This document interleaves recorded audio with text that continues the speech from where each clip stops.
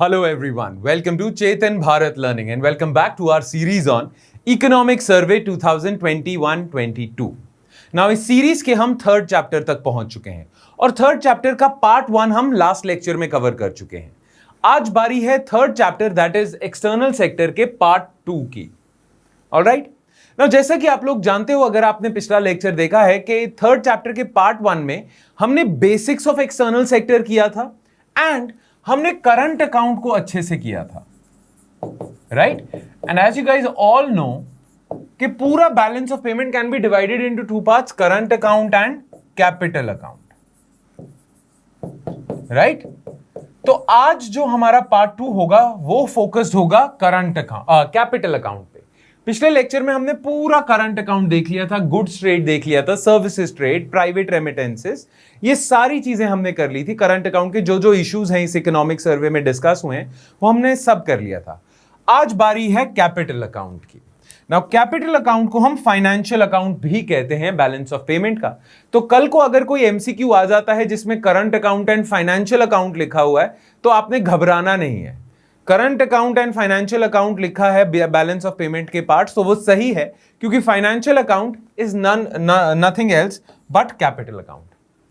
ना मैंने जब बेसिक्स कराए थे एक्सटर्नल सेक्टर के, खासकर बैलेंस ऑफ पेमेंट के, तो मैंने दोनों करंट अकाउंट और कैपिटल अकाउंट के बेसिक्स कराए थे कि करंट अकाउंट के क्या क्या कॉन्स्टिट्यूएंट्स हैं और कैपिटल अकाउंट के क्या क्या कॉन्स्टिट्यूएंट्स हैं। तो आज का जो हमारा लेक्चर होगा वो क्योंकि फोकस्ड है कैपिटल अकाउंट पे, तो एक बारी रिवाइज कर लेते हैं कैपिटल अकाउंट के कॉन्स्टिट्यूएंट्स। तो देखो, कैपिटल अकाउंट के भी बहुत सारे कॉन्स्टिट्यूएंट्स हैं।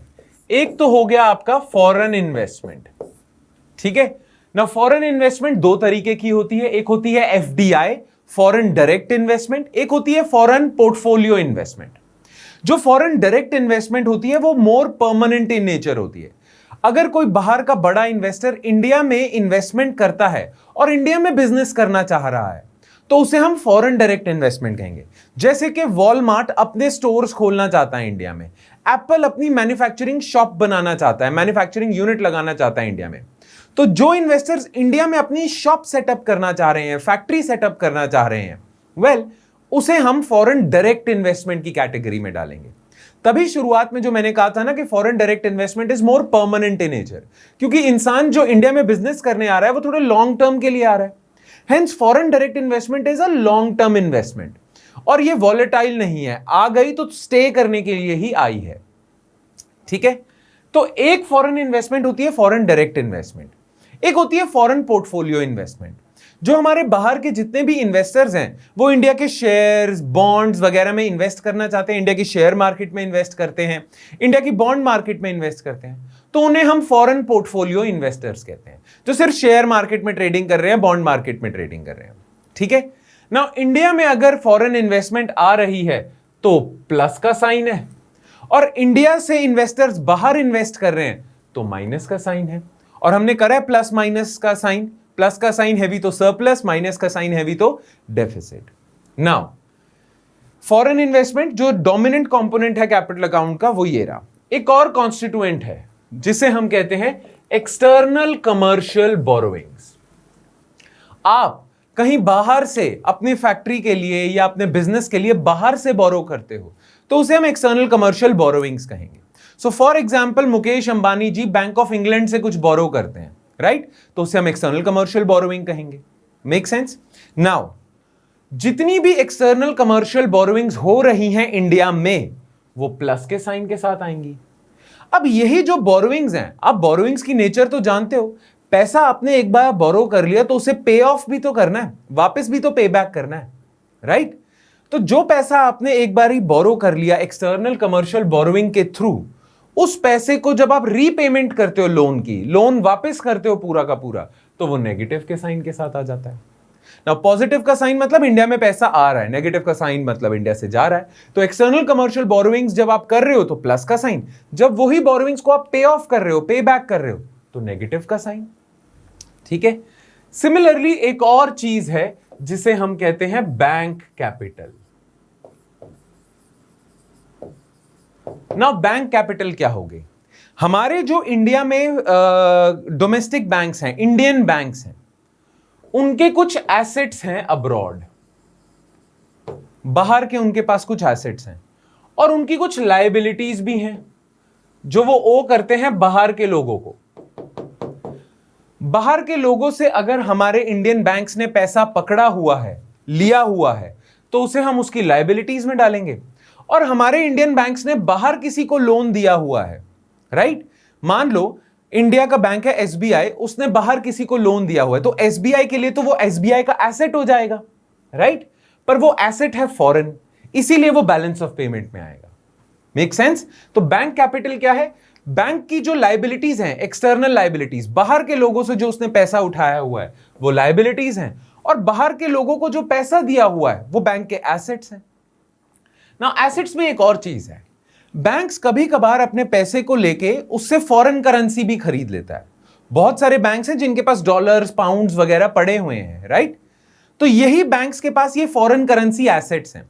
तो बैंक्स अगर इंटरनेशनल मार्केट में जाके पैसा देके, रुपीस देके डॉलर्स खरीद लेते हैं, तो वो डॉलर्स भी बैंक्स के एसेट ही हैं।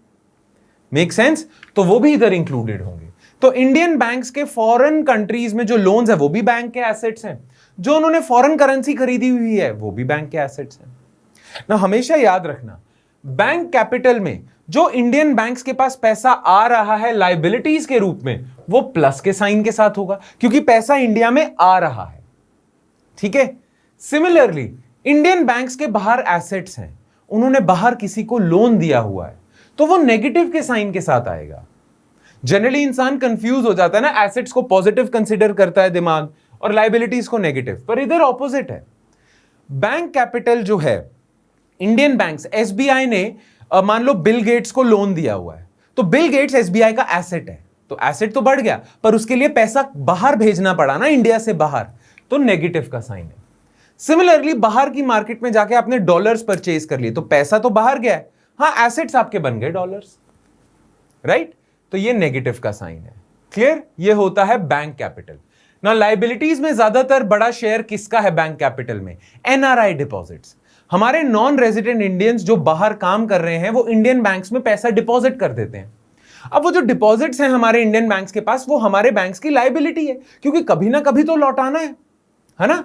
तो NRI deposits is the largest component of bank capital liabilities.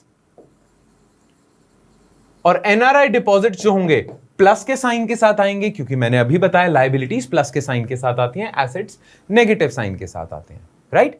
और एक और लास्ट कंपोनेंट है जिसे हम अदर कैपिटल कह देते हैं। जैसे आपने आईएमएफ से लोन लिया हुआ है, अब आईएमएफ से कोई भी आपको पैसा मिलता है ना, वो डिनोमिनेटेड होता है एसडीआरस में, स्पेशल ड्रॉइंग राइट्स।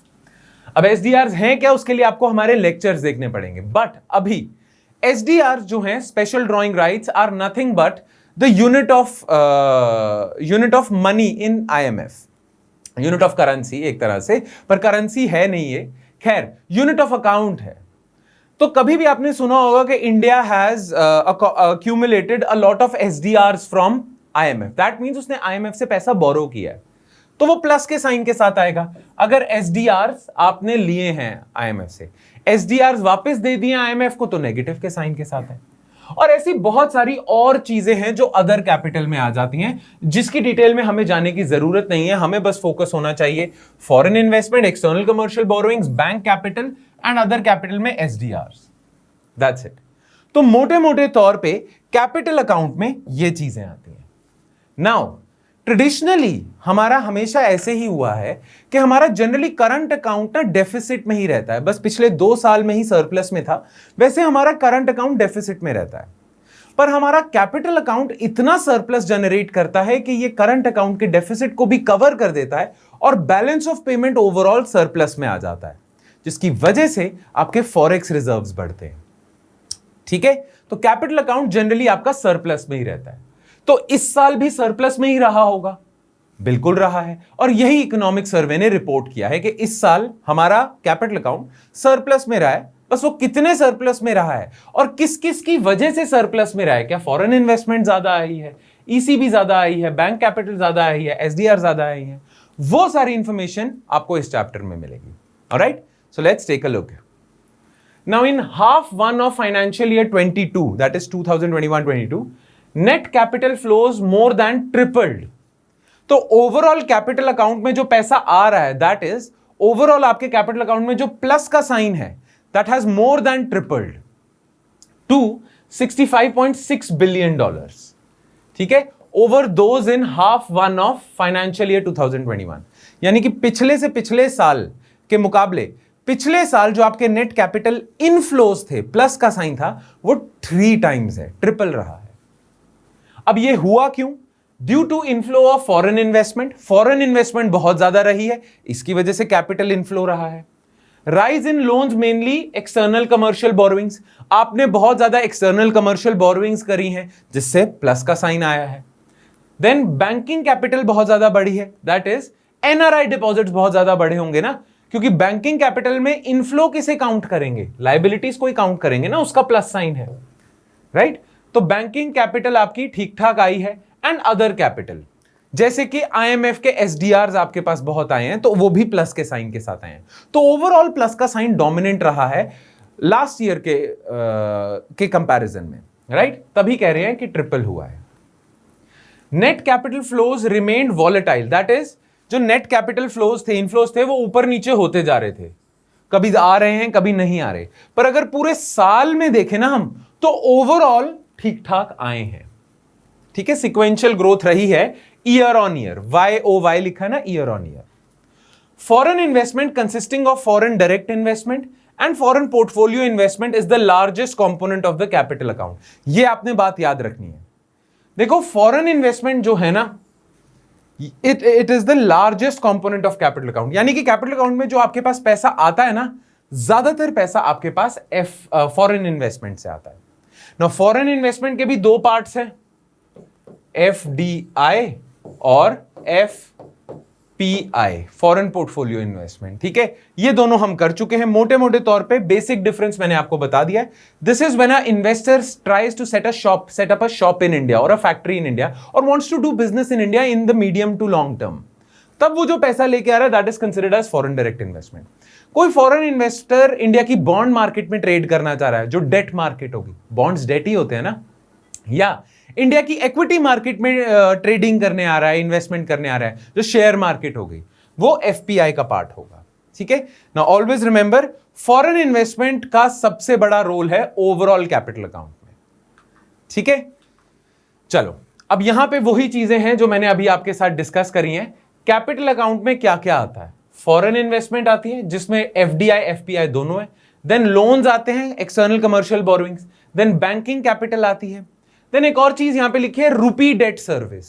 रुपी डेट सर्विस का मतलब क्या हुआ कि जो लोन, मान लो आप ना फॉरेन कंट्री से लोन लेते हो, अब फॉरेन कंट्री से लोन लोगे तो डॉलर्स में ही लोगे ना, उन्हीं की करेंसी में वो आपको लोन देंगे। पर इंडिया ने कुछ ऐसे भी अरेंजमेंट्स करे हैं जहां पे इंडिया फॉरेन कंट्री से बोरो करता है, पर रुपीज में बोरो करता है, रुपी डिनोमिनेटेड डेट है। तो वो है तो फॉरेन कंट्री से लिया हुआ लोन, ठीक है, बट वो रुपीज में है, तो वो भी कैपिटल अकाउंट में आएगा, रुपी डेट सर्विस। अदर कैपिटल हो गया। ये सारी चीजें मिला के आपका ओवरऑल कैपिटल अकाउंट बैलेंस बनता है, जो पॉजिटिव रहा है। 4.5% ऑफ योर GDP रहा है, ठीक है। हाँ, बिल्कुल, ओवरऑल कैपिटल अकाउंट सरप्लस आपका 4.5% ऑफ GDP रहा है ना। इसे याद करो, आपका करंट अकाउंट डेफिसिट कितना था? 0.2% ऑफ GDP। आपका कैपिटल अकाउंट सरप्लस कितना है? तो यहां मैं माइनस लिख देता हूं। आपका CAD, करंट अकाउंट डेफिसिट था -0.2% ऑफ GDP। आपका कैपिटल अकाउंट सरप्लस कितना है? 4.5% ऑफ GDP। यानी कि आपका कैपिटल अकाउंट इतना सरप्लस में है कि ये 0.2 को तो खत्म कर देगा ना। कैपिटल अकाउंट सरप्लस इतना है, डेफिसिट इतना है, तो नेट आपके पास सरप्लस कितना आया? 4.3%। तो नेट बैलेंस ऑफ पेमेंट में सरप्लस 4.3% आया आपके पास, ठीक है। तो यहां पे आप देख सकते हो, ग्राफ मैंने शेयर किए हुए। Capital account balance as percentage of GDP, composition of capital account. Foreign investment होता है, उसमें बैंक कैपिटल होती है, लोन्स होते हैं, ठीक है।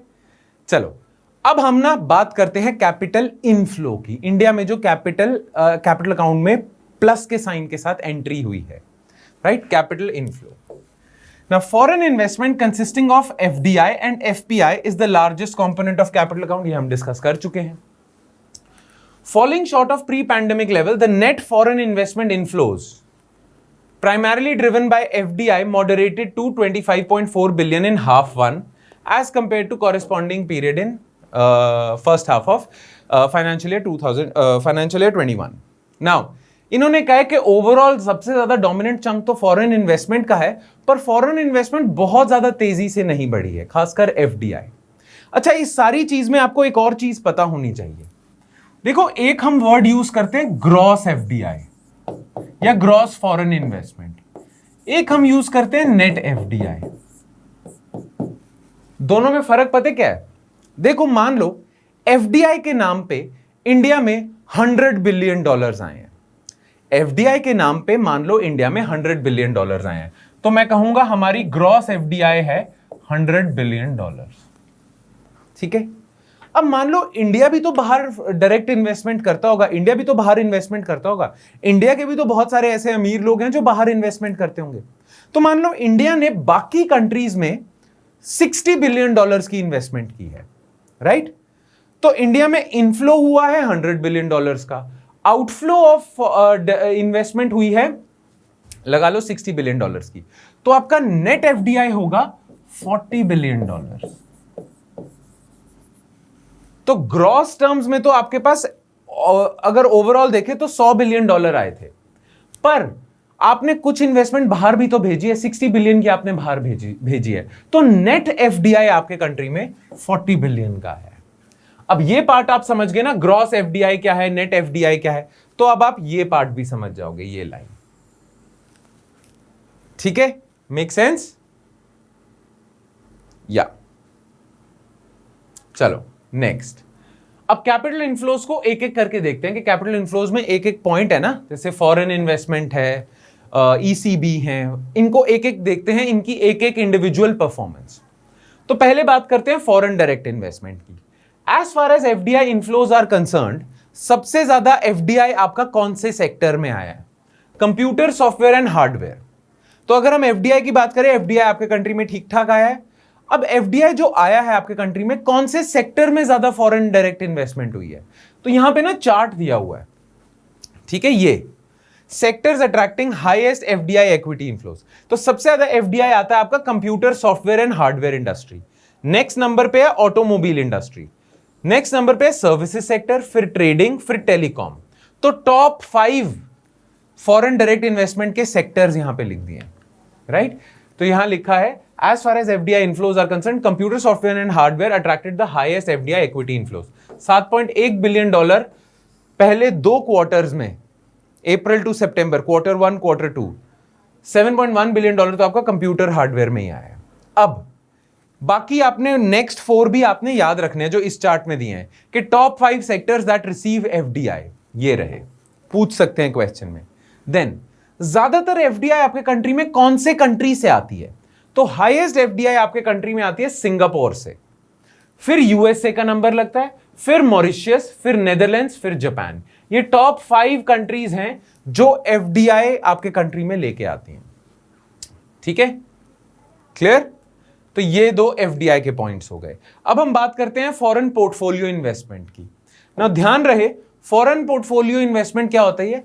ये वो इन्वेस्टमेंट होती है जो प्रॉफिट के लिए ही, पैसा कमाने के लिए आपके कंट्री में इन्वेस्टमेंट हुई है. वैसे तो सारी इन्वेस्टमेंट पैसा कमाने के लिए है, पर ये जो शेयर मार्केट, बॉन्ड मार्केट में हम ट्रेडिंग नहीं करते, ये फॉरेनर्स भी करते हैं इंडिया की शेयर और बॉन्ड मार्केट में, तो उस ट्रेडिंग से कुछ पैसा कमाते हैं, राइट? उसके लिए ही कर रहे हैं.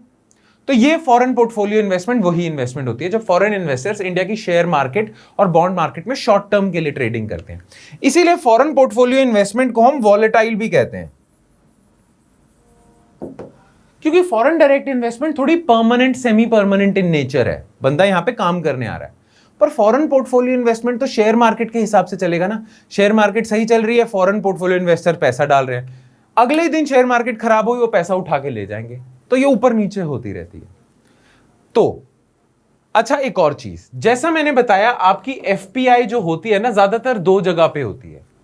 मैंने बताया था फॉरेन पोर्टफोलियो इन्वेस्टमेंट या तो आपकी बॉन्ड मार्केट में होगी गवर्नमेंट के बॉन्ड्स हो गए, कॉर्पोरेट बॉन्ड्स हो गए, इसे हम कहते हैं फॉरेन पोर्टफोलियो इन्वेस्टमेंट इन डेट मार्केट, और या इक्विटी मार्केट में होगी जिसे हम कहते हैं शेयर मार्केट।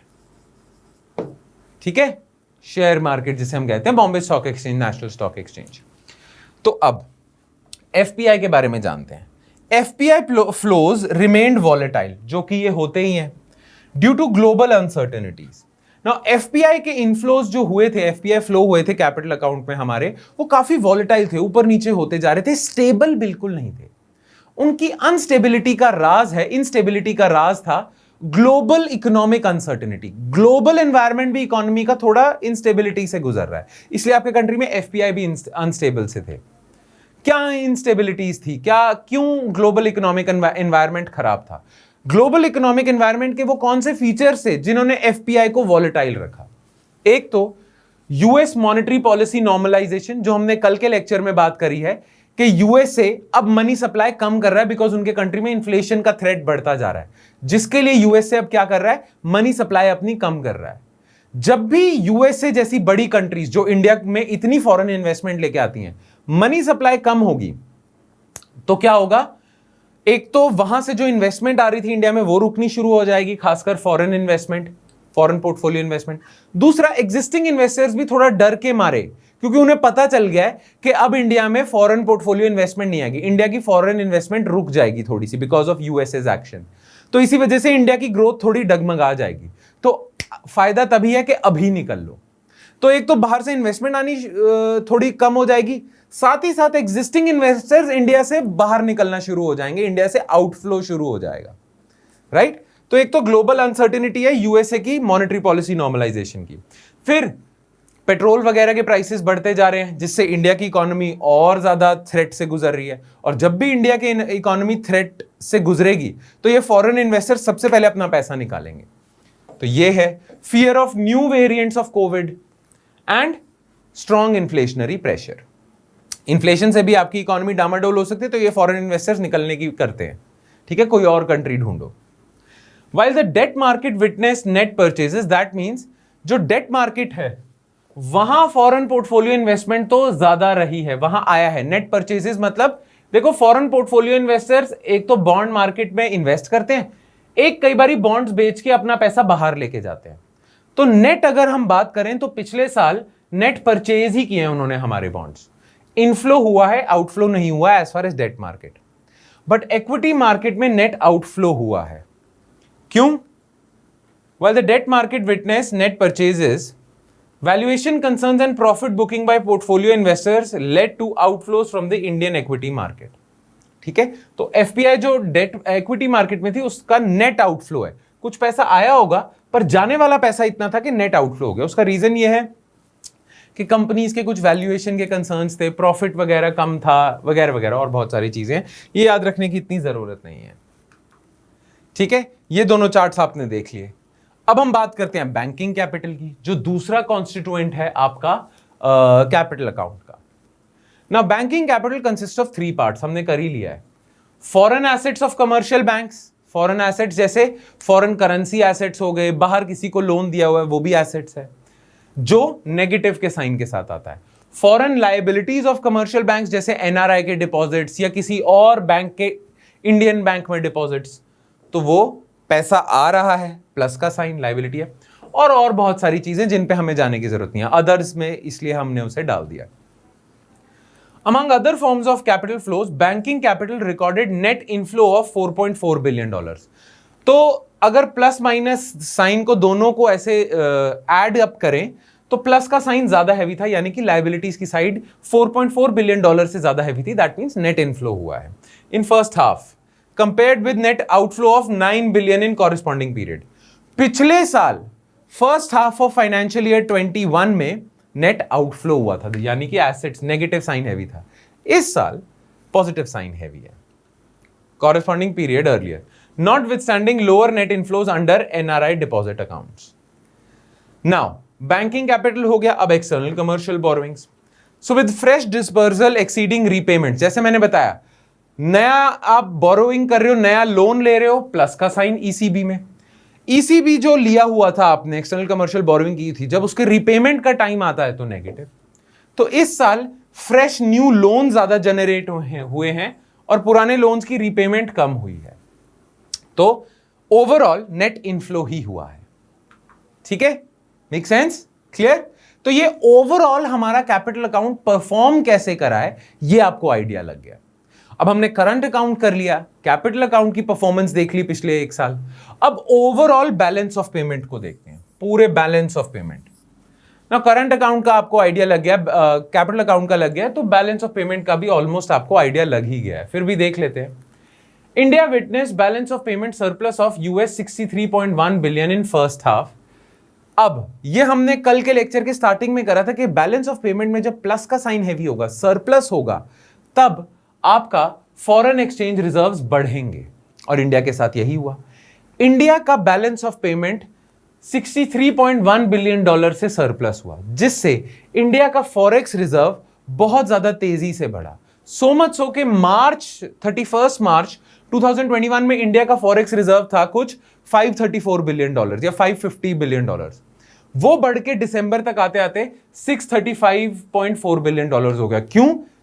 फॉरेक्स रिजर्व कब बढ़ता है? जब बैलेंस ऑफ पेमेंट सरप्लस में होता है। तो आपका बैलेंस ऑफ पेमेंट इतना सरप्लस में गया कि उसने पुराने सारे रिकॉर्ड तोड़ दिए आपके फॉरेक्स रिजर्व के। कभी भी आपका फॉरेक्स रिजर्व $600 बिलियन से ज्यादा नहीं हुआ था, वो हो गया था। ठीक है, हां। अब यहां पे एक और चीज होती है, एक और मीट्रिक है जिसका नाम है, जिसको डिस्कस करना इंपॉर्टेंट है, import cover. Now import cover क्या है, ध्यान से सुनना। देखो, लेट्स सपोज आपके पास ना फॉरेक्स रिजर्व पड़े हैं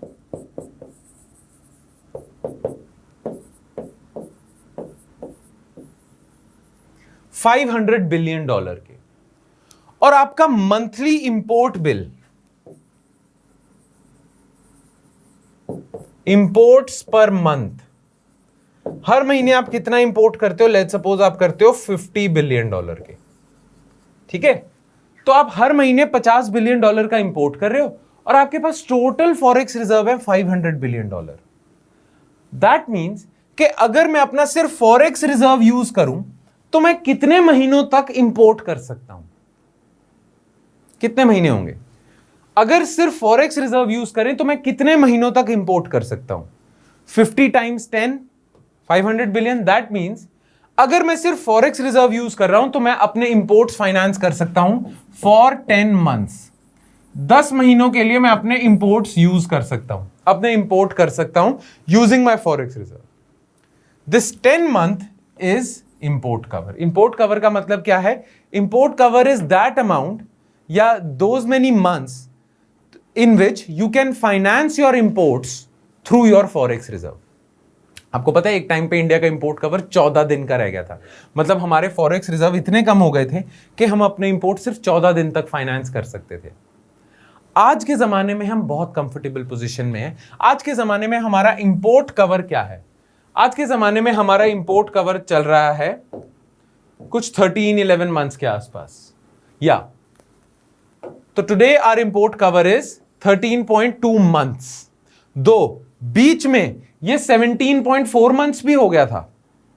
ठीक है, बीच में हमारा इंपोर्ट कवर बहुत ज्यादा बढ़ गया था, अब एकदम से फिर से कम हो गया हमारा इंपोर्ट कवर 13.2। ना आपके दिमाग में सवाल आएगा कि सर हमारे फॉरेक्स रिजर्व्स तो लगातार बढ़ते जा रहे हैं, तो फिर बीच में हमारा इंपोर्ट कवर बढ़ के कम क्यों हो गया? जब फॉरेक्स रिजर्व बढ़ते जा रहे हैं तो इंपोर्ट कवर भी बढ़ना चाहिए। तो इसका कारण पता क्या है? इसका कारण यह है कि आपका इंपोर्ट बिल बहुत ज्यादा बढ़ गया है। लेट्स सपोज पुराने एग्जाम्पल में ही पहले आपका इंपोर्ट पर मंथ था $50 बिलियन का, तो आपका इंपोर्ट कवर कितना हो गया था? 10 मंथ्स का। मान लो अगले ही महीने आपके इंपोर्ट्स डबल हो जाए, अब आप $100 बिलियन का इंपोर्ट कर रहे हो, तो आपका इंपोर्ट कवर एकदम से कम नहीं हो जाएगा, 5 मंथ्स नहीं हो जाएगा, राइट? तो यही इंडिया के साथ हुआ। इंडिया का फॉरेक्स रिजर्व तो बढ़ता गया, पर इंपोर्ट्स बहुत ज्यादा तेजी से बढ़ गए। वो हमने पिछली क्लास में करा है कि इंपोर्ट्स बहुत ज्यादा तेजी से बढ़े हैं। तो हमारे इंपोर्ट्स इतने ज्यादा बढ़ गए कि ओवरऑल हमारा इंपोर्ट कवर 17.4 मंथ से 13.2 मंथ्स हो गया। 13.2 मंथ्स भी अच्छी परफॉर्मेंस है, एक साल से ज्यादा के इंपोर्ट्स हम फॉरेक्स यूज कर सकते हैं, पर नॉनदलेस कम हुआ था, ये आपको पता होना चाहिए। ऑलराइट, नाउ अब हम बात करते हैं ओवरऑल बैलेंस ऑफ पेमेंट की बात कर रहे थे। मैंने आपको बताया था कि जब भी बैलेंस ऑफ पेमेंट सरप्लस में आएगा तब क्या होगा, आपके फॉरेक्स रिजर्व बढ़ेंगे। एक और चीज होगी, जब भी आपका बैलेंस ऑफ पेमेंट सरप्लस में आएगा तब आपका रुपी अप्रिशिएट करेगा, और अगर डेफिसिट में आएगा तो आपका रुपी डेप्रिशिएट करेगा। ना इस सब में ना मैंने आपको एक और चीज नहीं बताई, वो ये थी कि बैलेंस ऑफ पेमेंट जब आपका सरप्लस में आएगा तब आपका रुपी अप्रिशिएट करने लग जाएगा, बट कई बार आरबीआई इस अप्रिसिएशन को रोकना चाहता है। आरबीआई नहीं चाहता कि हम अप्रिशिएट करें रुपी को, तो आरबीआई क्या करता है, अभी बैलेंस ऑफ पेमेंट आपका सरप्लस में है तो आरबीआई क्या करता है, मार्केट में डॉलर परचेज करने शुरू कर देगा, बहुत ज्यादा डॉलर परचेज करने शुरू कर देगा। जब वो डॉलर परचेज करेगा तो डॉलर की डिमांड बढ़ जाएगी, तो रुपी डेप्रिशिएट हो जाएगा। ठीक है, बाकी ये मैं अभी ब्रीफ में बता रहा हूं। हमारे एक्सटर्नल सेक्टर का जो हमारे इकोनॉमिक्स के लेक्चर्स हैं, हमारे इकोनॉमिक्स के लेक्चर्स में मैंने इस पे बहुत डिटेल में आपको बताया है, पर आई एम होपिंग कि आप वो लेक्चर्स देख चुके हो, इसलिए मैं ब्रीफ में आपको बस याद दिला रहा हूं। जब भी कभी बैलेंस ऑफ पेमेंट सरप्लस में होता है तो आरबीआई कभी कभार अप्रिसिएटिंग प्रेशर को रोकने के लिए बहुत ज्यादा डॉलर्स परचेज कर लेता है, सो मच सो के रुपये अप्रिशिएट ही नहीं होता। हमने करा हुआ है ना ये। अगर जो लोग बिगिनर्स हैं उन्हें ये पॉइंट समझ नहीं आएगा तो वो दे कैन इग्नोर इट, जब वो लेक्चर्स कवर कर लेंगे तो उन्हें फिर से समझ आ जाएगा, पर जो लोग ये कर चुके हैं उन्हें याद होना चाहिए। तो डिस्पाइट द फैक्ट कि हमारा बैलेंस ऑफ पेमेंट सरप्लस रहा था, आरबीआई ने मार्केट में जाके इतने ज्यादा डॉलर्स खरीद लिए कि एक तो फॉरेक्स रिजर्व बढ़ा, दूसरा आरबीआई ने मार्केट में इतने ज्यादा डॉलर्स खरीदे कि अप्रिशिएटिंग जो रुपी पे प्रेशर था वो तो अप्रिसिएशन तो रुपी की रोक ही दी सरप्लस की वजह से। इनफैक्ट इतने डॉलर्स खरीद लिए कि रुपी थोड़ा सा डेप्रिशिएट ही हुआ है। ठीक है, Indian rupee depreciated by 4.5% against US dollar, पर यह आरबीआई ने सिर्फ डॉलर के साथ किया था। रुपी ना सिर्फ डॉलर के मुकाबले अप्रिशिएट हुआ है, बाकी जितनी भी इंपॉर्टेंट करेंसीज है ना, यूरो, येन, पाउंड, जापानीज येन, है ना, इधर रुपी अप्रिशिएट ही हुआ है। तो सिर्फ डॉलर के मुकाबले रुपी डेप्रिशिएट हुआ है, बाकी जो मेजर करेंसीज हैं, पाउंड हो गया, यूरो हो गया, येन हो गया, इनके मुकाबले रुपी अप्रिशिएट ही करा। प्लस हमें रुपी की डेप्रिसिएशन से इतना घबराना नहीं चाहिए। पता है हमारा तो रुपी फिर भी थोड़ा सा ही डेप्रिशिएट हुआ है, बाकी कंट्रीज जैसे टर्किश लीरा, अर्जेंटीना का पेसो, ये तो बुरी तरह डेप्रिशिएट हो गए थे। राइट, इनकी कंट्रीज को बहुत नुकसान हुआ है। खैर, अब आपको ना एक और नॉलेज होनी चाहिए, ये मैं एक्सपेक्ट करके चल रहा हूं कि आपको पता है कि नीर क्या है और रीर क्या है। अगर नहीं पता है तो इसके दो ही रीजन हो सकते हैं, या आपने लेक्चर्स नहीं देखे हैं इकोनॉमिक्स के, दूसरा आप रिवाइज नहीं कर रहे हो टाइम पे। पर अगर आपने लेक्चर्स नहीं देखे तो कोई बात नहीं, मैं आपसे इतना नाराज नहीं होऊंगा। आप जब लेक्चर्स देख लोगे तो आपको समझ आ जाएगा, पर जिन्होंने लेक्चर्स देख लिए हैं उनसे आई एक्सपेक्ट कि उन्हें यह पता होना चाहिए। फिर भी आपको मैं थोड़ा सा रिवाइज करा लेता हूं। देखो, एक तो हम डॉलर के साथ रुपी का एक्सचेंज रेट देखते हैं जिसे हम कहते हैं बायलैटरल एक्सचेंज रेट। अगर हम ओवरऑल 6-7 करेंसीज के साथ देखना चाहते हैं सेम टाइम पे, इंडिविजुअल करेंसीज के साथ नहीं, 6-7 करेंसीज हैं बड़ी बड़ी, उनके साथ ऑन एवरेज एक्सचेंज रेट की मूवमेंट देखना चाहते हैं तो हम कहते हैं an, nominal effective exchange rate. तो नॉमिनल इफेक्टिव एक्सचेंज रेट में भी रुपी थोड़ा सा डेप्रिशिएट किया है। हाँ, रियल इफेक्टिव एक्सचेंज रेट क्या होता है, जब आप इस एक्सचेंज रेट को इन्फ्लेशन एडजस्टेड कर देते हो, इन्फ्लेशन के साथ, इंडिया और इन बाकी कंट्रीज में इन्फ्लेशन के लेवल्स के साथ एडजस्ट कर देते हो, inflation adjusted NEER becomes REER, real effective exchange rate. तो ये हमारे इकोनॉमिक सर्वे ने कहा, ये बस आपको याद रखना है। नीर में तो रुपी डेप्रिशिएट करा है, पर रीर में रुपी अप्रिशिएट करा है। ऑलराइट, ठीक है। बाय द वे, अगर कोई इस चीज में डाउट है तो उसका नीर और रीर में, तो उसका कारण यही हो सकता है या आपने लेक्चर्स नहीं लगाए हैं, तो कोई बात नहीं, इस डाउट को रहने देना, अपने आप क्लियर हो जाएगा जब आप लेक्चर्स लगा लोगे या आपने इकोनॉमिक्स जब पढ़ोगे। अगर लेक्चर्स लगाए हैं फिर भी नहीं समझ आ रहा है तो रिवाइज करो उस पोर्शन को। ठीक है, चलो अब हम एक और कॉन्सेप्ट के बारे में बात करते हैं, which is net international investment position. ना नेट इंटरनेशनल इन्वेस्टमेंट पोजीशन क्या होती है? देखो, बैलेंस ऑफ पेमेंट में हम बात करते हैं ना कि पिछले एक साल में कितना आपका प्लस हुआ है, और बैलेंस ऑफ पेमेंट भी छोड़ो, कैपिटल अकाउंट में हम बात कर रहे हैं कि कितना प्लस हुआ है, कितना माइनस हुआ है ना? प्लस का साइन, माइनस का साइन। नाउ कैपिटल अकाउंट में प्लस के क्या सोर्सेज है? Foreign direct investment, foreign portfolio investment, external commercial borrowings, NRI deposits and other capital. Negative के क्या सोर्सेज हैं? इंडिया से इन्वेस्टमेंट बाहर जा रही है, एक्सटर्नल कमर्शियल बोरोइंग की रीपेमेंट हो रही है, बैंकिंग कैपिटल के बाहर एसेट्स बन रहे हैं, और बहुत सारी चीजें, राइट? ये तो हम एक साल की बात करते हैं। अगर मैं जानना चाहता हूं कि आज तक इंडिया में जितना भी पैसा आया है, मैं मान लेता हूं कि आज तक कैपिटल अकाउंट में, नॉट एक साल में, आज तक इंडिया के कैपिटल अकाउंट में जितना भी पैसा आया है, जितना भी प्लस वाला पैसा आया है, ठीक है, उसे मैं नोट डाउन कर लेता हूं।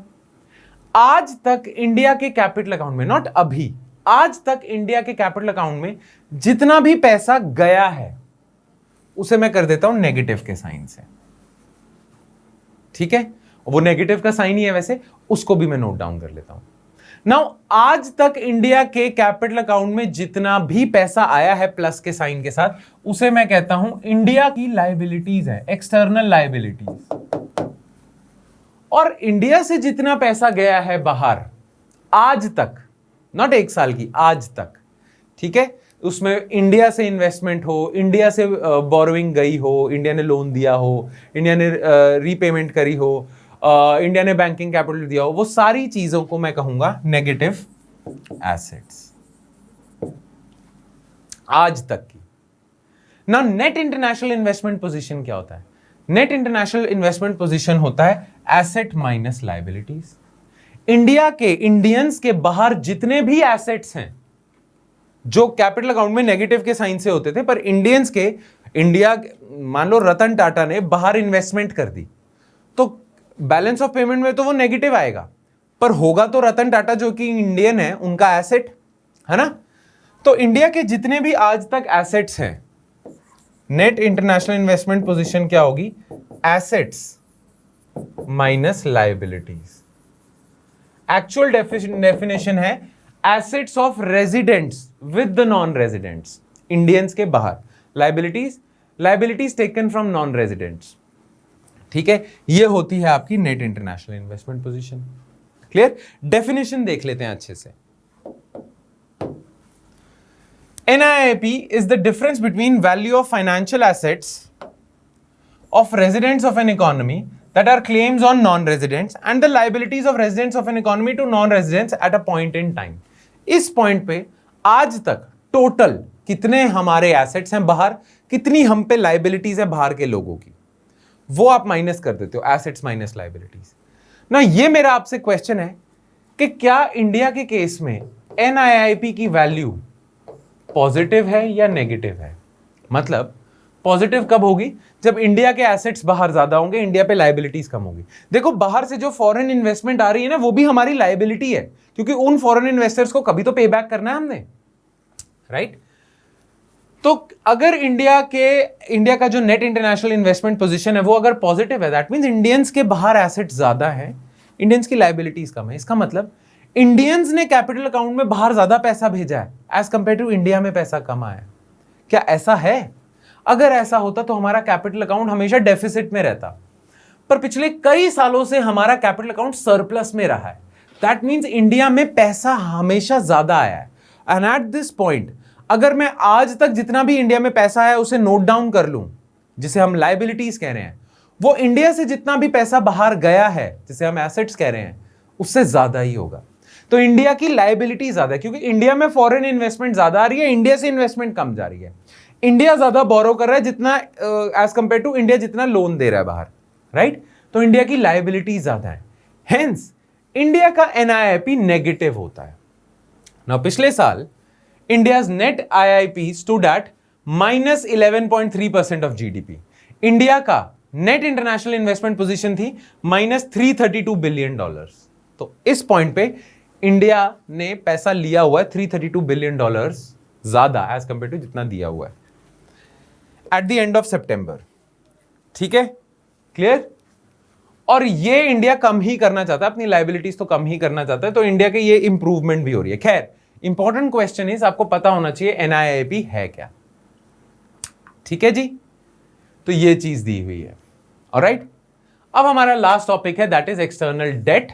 इस पे ज्यादा टाइम स्पेंड करने की जरूरत नहीं है। एक्सटर्नल डेट मतलब बाहर से आपने कितना डेट उठाया हुआ है। वैसे इंडिया पे जो बाहर का डेट है वो कंफर्टेबल पोजीशन में है, इतना ज्यादा नहीं है जितना बाकी कंट्रीज पे है।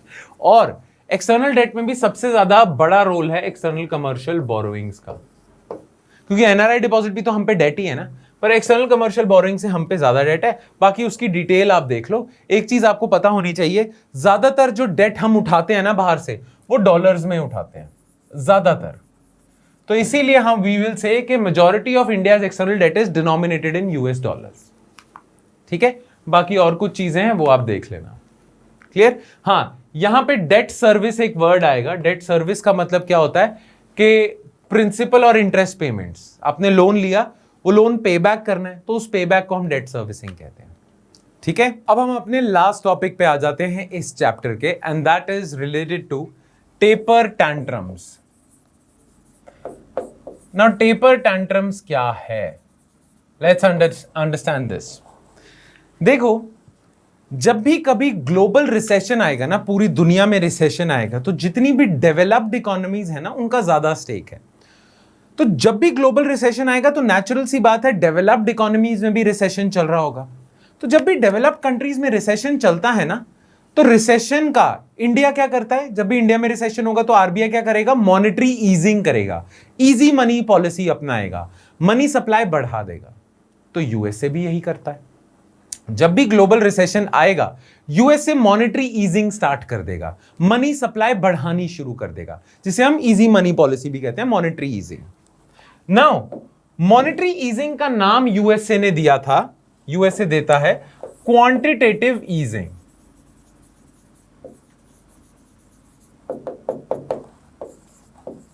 क्वांटिटेटिव ईजिंग क्यों?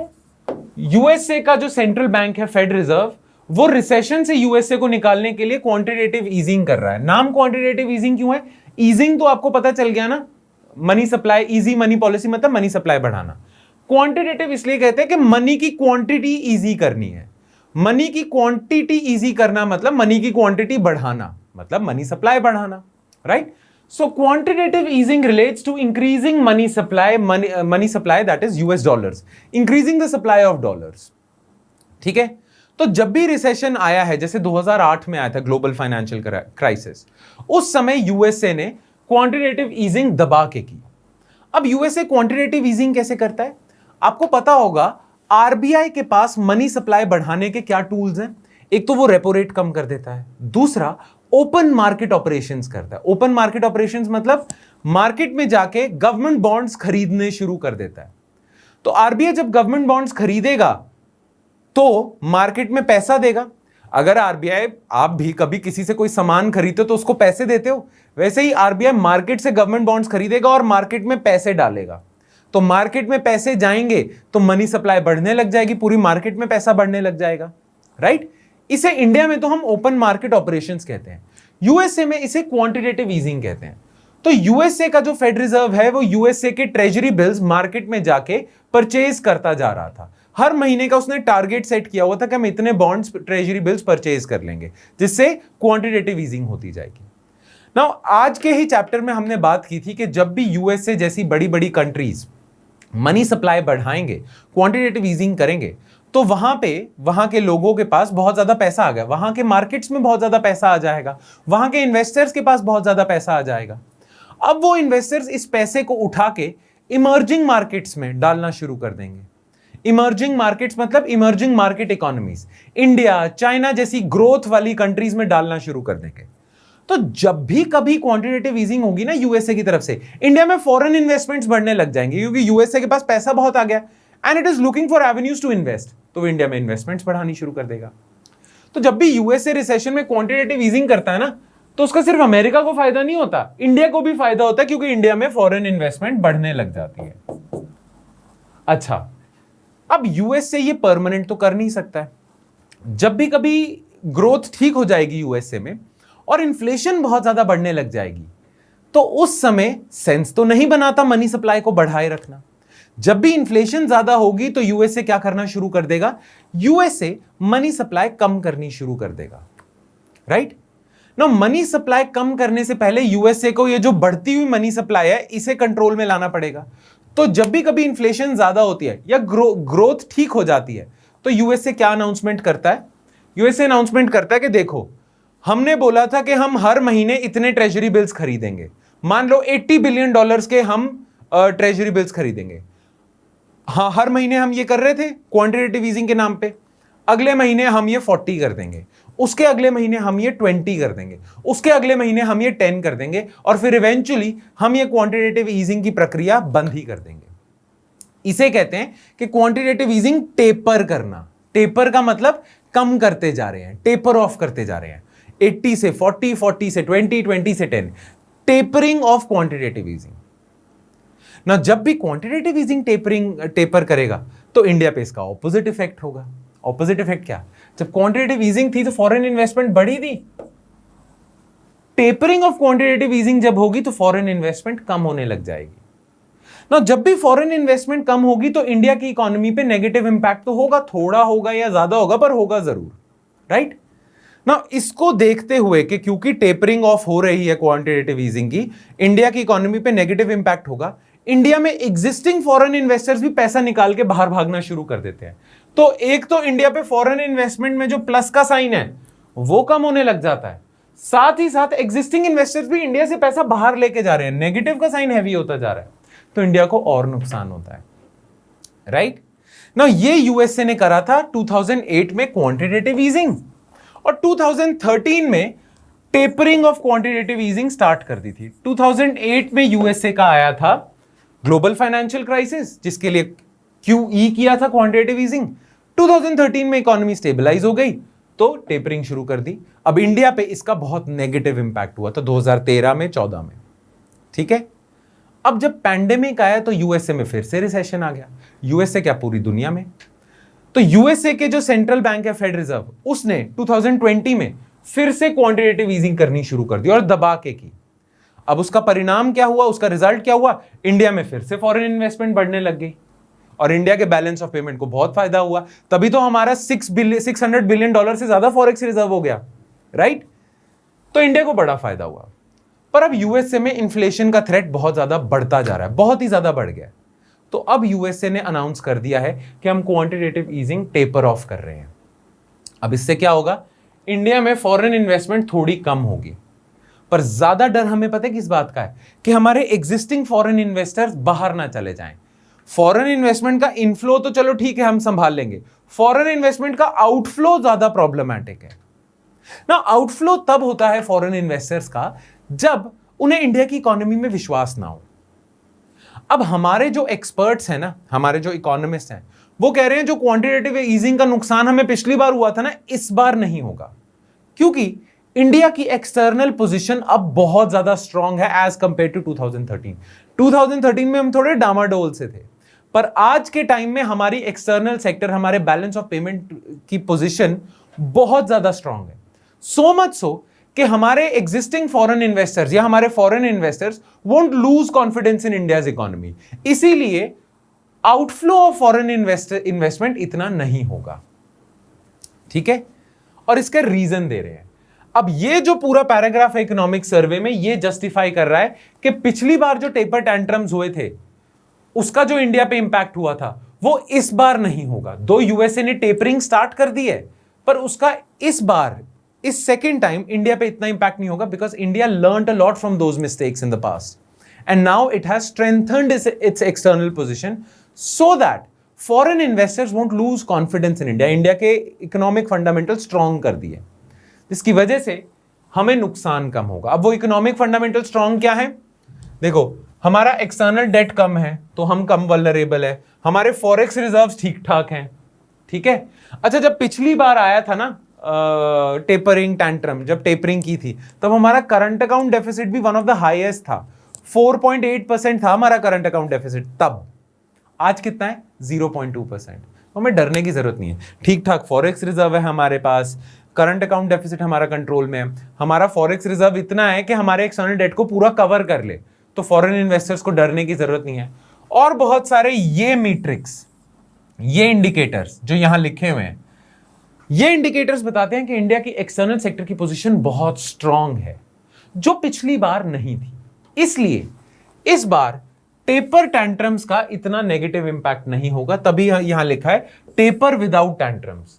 टेपरिंग तो कर रहे हो आप क्वांटिटेटिव ईजिंग की, पर ये फॉरेन इन्वेस्टर्स आप पे अब टैंट्रम थ्रो नहीं करेंगे, यही नाम दिया था। जब क्वांटिटेटिव ईजिंग के टेपरिंग की अनाउंसमेंट होती है, फॉरेन इन्वेस्टर्स टैंट्रम थ्रो करते हैं और अपना पैसा बाहर लेके जाते हैं। इस बार नहीं करेंगे, because India's external sector is resilient, यही हेडिंग है इस बॉक्स की। Taper without tantrums, India's external sector resilience. और इंडिया का एक्सटर्नल सेक्टर रिजिलियंट क्यों है, ये इंडिकेटर्स हमें बताते हैं। ठीक है, बस क्लियर। चलो फिर इसी के साथ हमारे आज का जो लेक्चर है part 2 of chapter 3 external sector, वो खत्म होता है। नाउ इस लेक्चर के साथ मैंने कुछ क्वेश्चंस दिए हैं। माइंड यू, हर लेक्चर के साथ मैं आपको कुछ एमसीक्यूज दे रहा हूं प्रैक्टिस के लिए। वो एमसीक्यूज अगर आपको चाहिए और सॉल्व करने हैं, मेरी एडवाइस होगी हर चैप्टर के एंड में आपने एमसीक्यूज सॉल्व करने हैं। ये मेरी स्ट्रॉन्ग एडवाइस है। उससे क्या होता है, आपका चैप्टर पक्का हो जाता है, राइट? तो इस चैप्टर के एंड में भी आपको एमसीक्यूज मिलेंगे, हर लेक्चर के एंड में आपको एमसीक्यूज मिलेंगे। वो एमसीक्यूज आपने सॉल्व करने हैं as soon as you finish with this lecture. Now इस लेक्चर के साथ आपको जो नोट्स मिलेंगे उसमें आपको एमसीक्यूज मिल जाएंगे।